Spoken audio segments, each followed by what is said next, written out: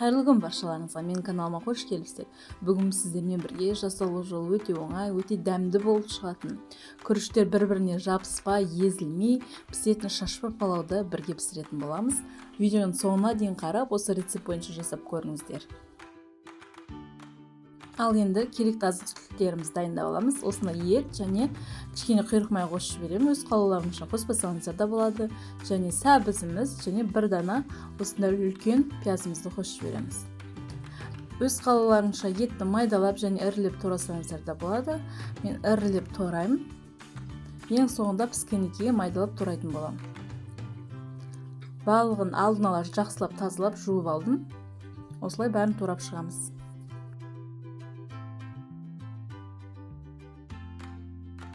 Пиязымызды да жіңішке майда турап шығатын боламыз.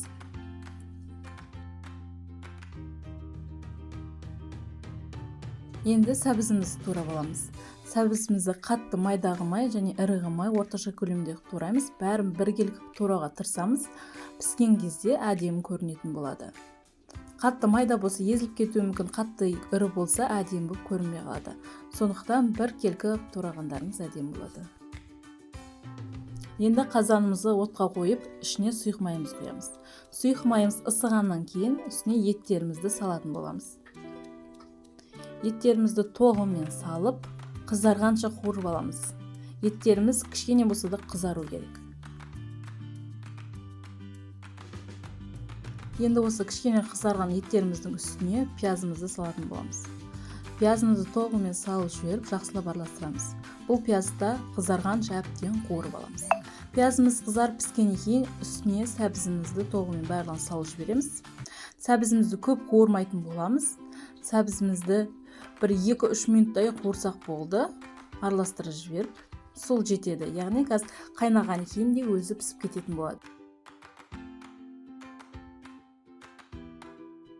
Мінекей сәбізіміз бір 2 минутта қуырылды. Осының үстіне енді суымызды құямыз. Суымызды бетімен қылып, яғни етімізді жауып тұратындай кішкене астырып, 2 сантиметрде астырып құятын боламыз. Қайнаған кейін суымыз тартылады, етіміз де пісетін болады. Барлығын жауып тұру керек.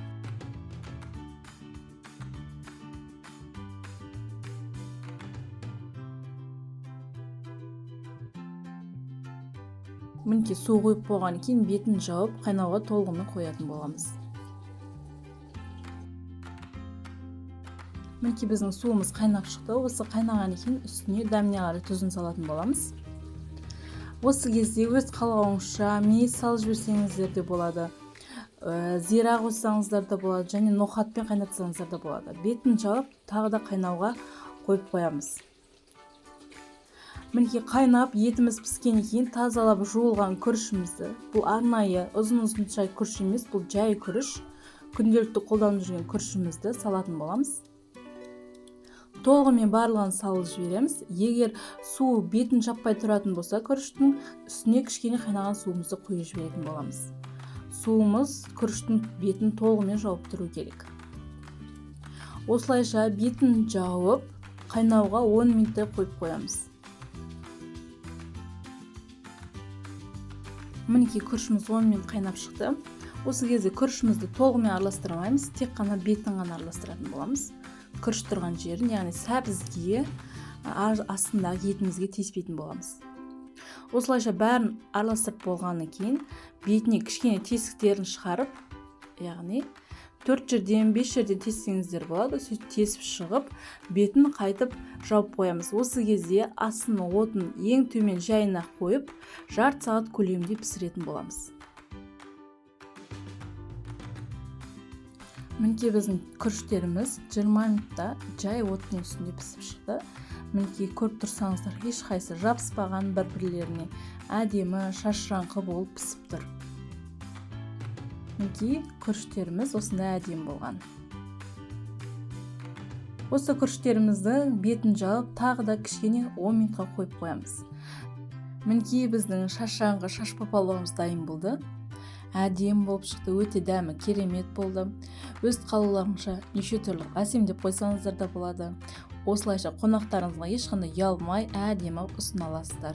Дәмі деген өте керемет болып шықты. Осы рецепт бойынша жасап көріңіздер. Мені қолдап каналыма тіркеліп кетіңіздер. Лайк басып, комментарий қалдыруды ұмытпаңыздар. Алдағы уақытта бұдан да дәмді рецепттермен бөлісетін боламын. Соңына дейін көргеніңізге көп рахмет.